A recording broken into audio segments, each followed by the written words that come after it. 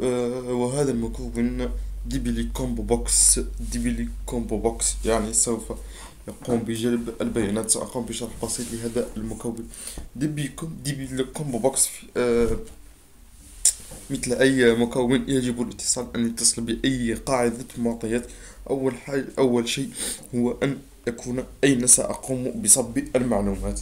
هكذا data source يعني أين سأقوم بصب المعلومات، أو في أي جدول سأقوم بوضع المعلومات. أنا أنا أحتاج سأقوم بوضعها في الامبلويز. هكذا نعم. نعم سأقوم بوضعها في الامبلويز. وما هو الحقل الذي أقوم data file. وما هو الحقل الذي سأقوم بوضع فيه المعلومات. ليبل بوست دو ترافاي سأقوم في وضع فيه هكذا. ولكن من أين سأجلب المعلومات؟ من أين سأجلب المعلومات؟ هذه هي الخاصية التي يوجد الكثير الذين لم يفهموها. سأجلب المعلومات من داتا موديل بوست، من جدول اسمه بوست دو ترافاي. هكذا سميته أنا، بوست دو ترافاي، جدول اسمه خاص بالبوست دو ترافاي. وليست فايل يعني القائمة التي سأظهرها. ليست فايل ليبل بوست دو ترافاي. والبرايمري كي، أنا صراحة البرايمري كي كان يجب أن أضع كود بوست دو ترافاي، ولكن أردت أن أضع ليبل بوست دو ترافاي لتجنب الكثير من الاستعلامات و بعض من الناحية البرمجية فقط لا أكثر. ما هو الفرق بين في الدي بي لو كومبو بوكس؟ أنني في الأول أنني في الأول أين سأوزع المعلومات، أو أين سأضع، أو أين سأقوم ب ملء الجدول، أو أين سأقوم ب مثل ما أقول أين سأضع المعلومات. من أين سأضع المعلومات، مع أي جدول سأربطها، وأين سأضعها. سأضعها في جدول الامبلويي، ولكن من أين أجلبها من جدول ليست بوكس. أجلبها من جدول بوست دو ترافاي. هكذا أضعها في الامبلويي، ولكن أجلبها مصدرها بوست دو ترافاي. هكذا مثل نفس الشيء. أضعها في الامبلويي، ولكن جلبتها من أضعها في الامبلويي، ولكن جلبها يكون من داتا موديل ريكو ريكورتيمنت. هكذا نعم. والكودريتي نفس الشيء. أضع المعلومات في الامبلويي، أنا أحتاجها في الامبلويي، ولكن من أين سأجلبها من الروتريتي، من جدول الروتريتي. نفس الشيء للسيرفيس. أجلب المعلومات أجلب المعلومات من ليست سورس. لاحظوا ليست سورس يعني من أين سأجلب قائمة المعلومات، أو قائمة البيانات. سأجلبها من داتا سورس سيرفر. يوجد لدي جدول اسمه سيرفر ليبل، وسأضعها في الامبلوي. علما أن الامبلوي يحتاج إلى السيرفر، كل امبلوي يعمل في مصلحة خاصة. هكذا. ثم وضعت في الأجوتي if db edit يعني أقصد بها هذه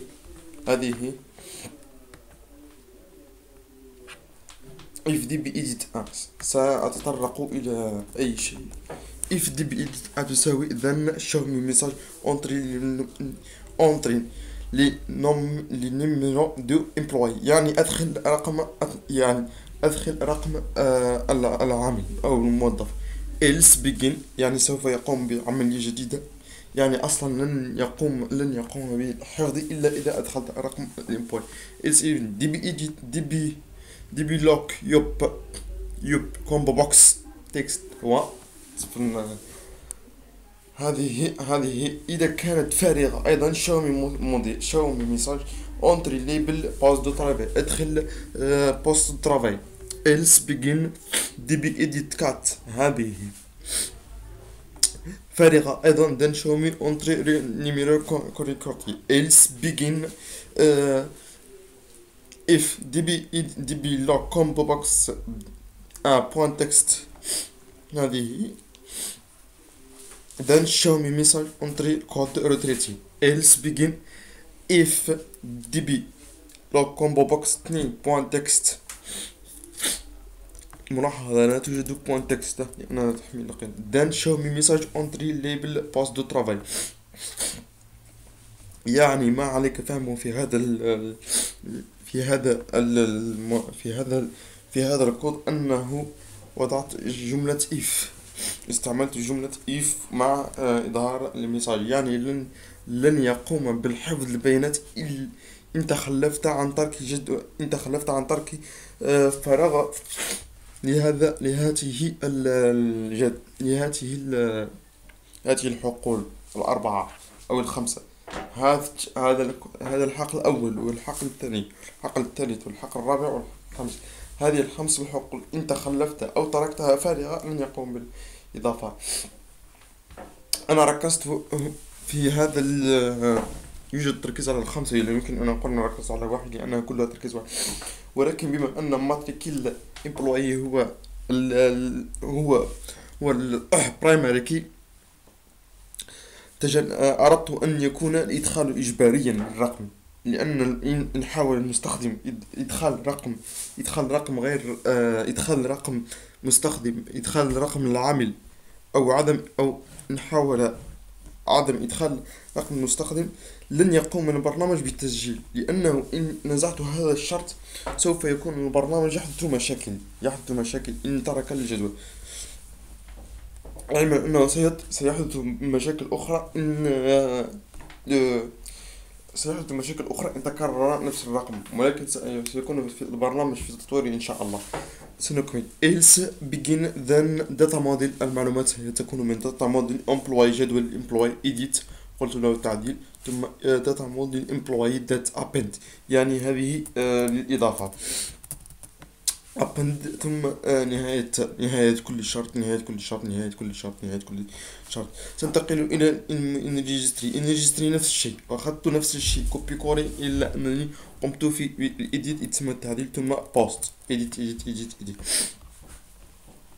modifier data model employee edit تعديل effacer employee delete annulé data model employee cancel إلغاء. هنا أجد عطلة، بما أنني مركز عن العطلة سأقوم بالذهاب إلى جدول 7 الفورم 7 شرحها هي الأساس. فورم استعملت هنا باج كنترول من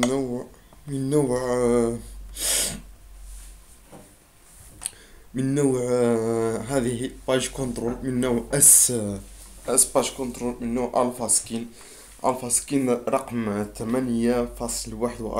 فيرسيو 8.1.41. نعم هذه هي النسخة باج كنترول. هذه هي باج كنترول، هذه كلية باج كنترول. أما هذه تسمى تيبل شيت يعني خاصة بها. بعد أن جلبت البيانات من داتا موديل 2 مثل العادة قمت بجلب البيانات من الداتا موديل. هذه الداتا موديل الموجودة أمامي من جدول كونجي، سميته كونجي.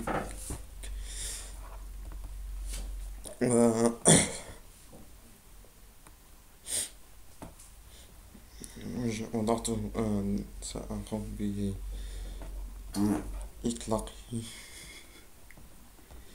إما